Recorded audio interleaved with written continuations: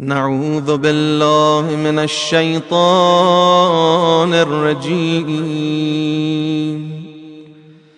بسم الله الرحمن الرحيم. أشهد أن لا إله إلا الله وحده لا شريك له، وأشهد أن محمدًا عبده ورسوله. اللهم صل على محمد وآل محمد. اللهم صل على الملائكة المقربين. اللهم صل على الأنبياء والمرسلين. اللهم صل على الأئمة المعصومين. اللهم صل على مولانا ومقتدانا إمام الهدى والعروة الوثقى وحجتك على أهل الدنيا، الذي قال في حقه سيد الورى وسند البرايا: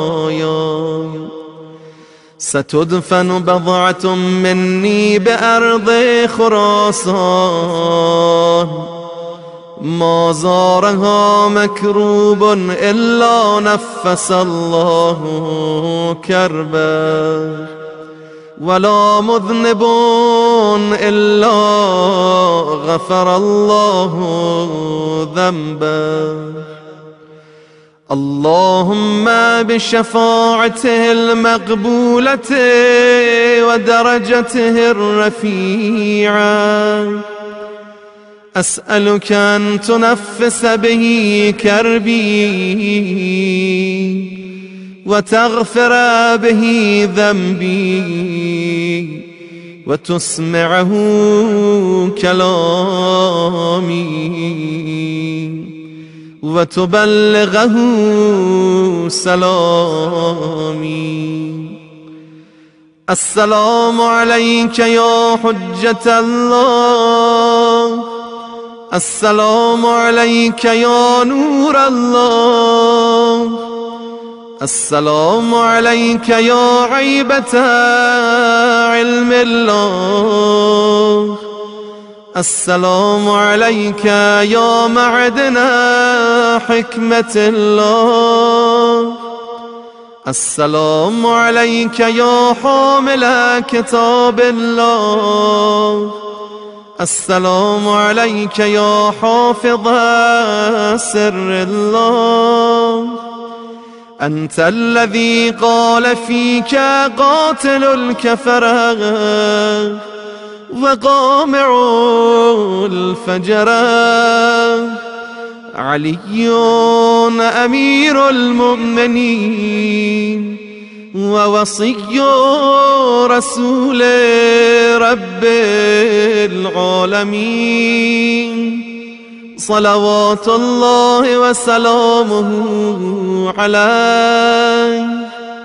سيقتل رجل من ولدي بأرض خراسان بالسم ظلما، اسمه اسمي واسم أبيه،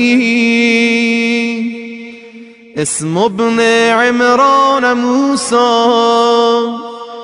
ألا فمن زاره في غربته غفر الله له ذنوبا ما تقدم منها وما تأخر، ولو كانت مثل عدد النجوم وقطر الأمطار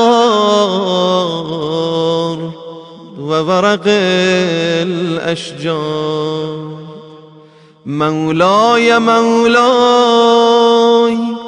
ها أنا واقف بين يديك، وذنوبي مثل عدد النجوم وقطر الأمطار وورق الأشجار، وليس لي وسيلة إلى محوها إلا رضاك. مولاي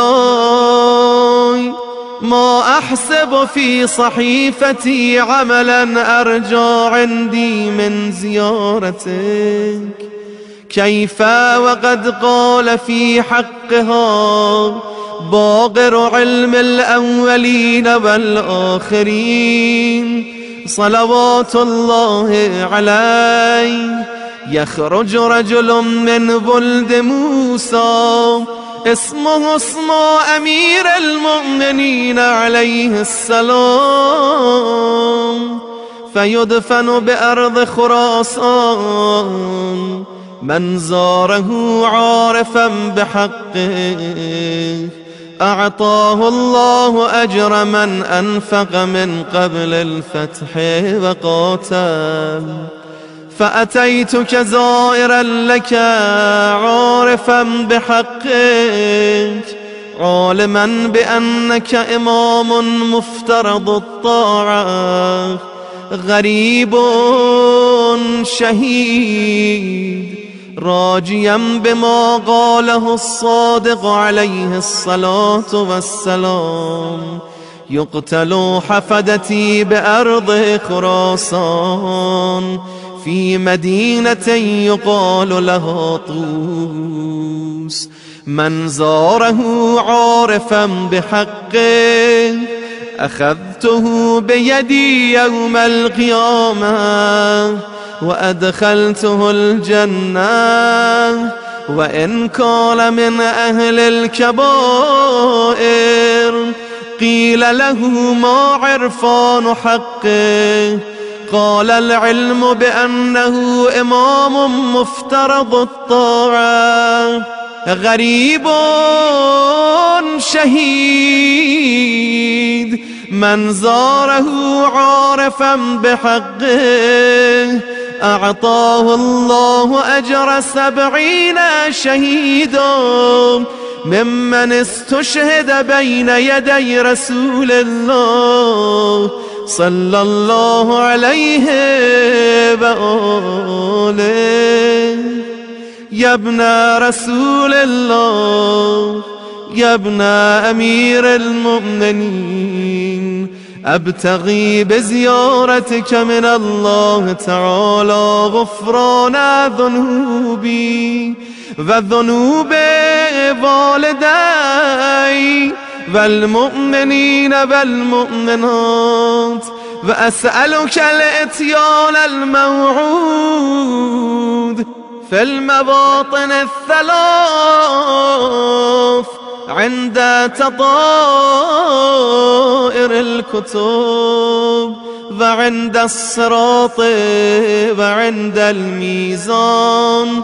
وقلت وقولك حق، إن شر ما خلق الله في زماني يقتلني بالسم ثم يدفنني في دار مضيعة وبلاد غربة. ألا فمن زارني في غربتي كتب الله عز وجل له أجر 100,000 شهيد و100,000 صديق و100,000 حاج ومعتمر و100,000 مجاهد، وحشر في زمرتنا وجعل في الدرجات العلى من الجنة رفيقنا. الحمد لله الذي وفقني لزيارتك في البقعة التي قلت في حقها هي والله روضة من رياض الجنة، من زارني في تلك البقعة كان كمن زار رسول الله صلى الله عليه وآله وكتب الله له ثواب 1000 حجة مبرورة و1000 عمرة مقبولة وكنت أنا وآبائي شفعاءه يوم القيامة فكن شفيعي بآبائك الطاهرين وأولادك المنتجبين. مولاي أنت الذي لا يزورك إلا الخواص من الشيعة فبحقك وبحق شيعتك نسأل الله أن تشفعني ونسأل الله أن يحشرني مع شيعتك في مستقر من الرحمة معكم أهل البيت معكم لا مع غيركم برئت إلى الله من أعدائكم وتقربت بالله إليكم إني مؤمن بإيابكم مصدق برجعتكم منتظر لأمركم مترقب لدولتكم عارف بعظم شأنكم عالم بضلالة من خالفكم مبال لكم ولأوليائكم مبغض لأعدائكم عائذ بكم لائذ بقبوركم.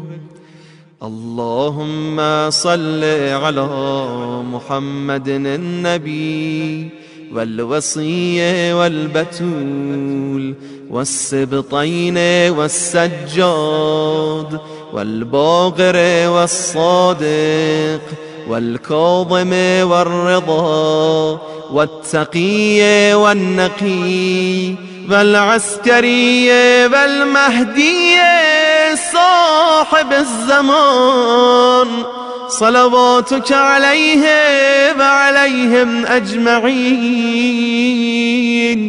اللهم إن هؤلاء أئمتنا وسادتنا وقادتنا ورعاتنا اللهم وفقنا لطاعتهم وارزقنا شفاعتهم واحشرنا في زمرتهم واجعلنا من خيار مواليهم برحمتك يا أرحم الراحمين.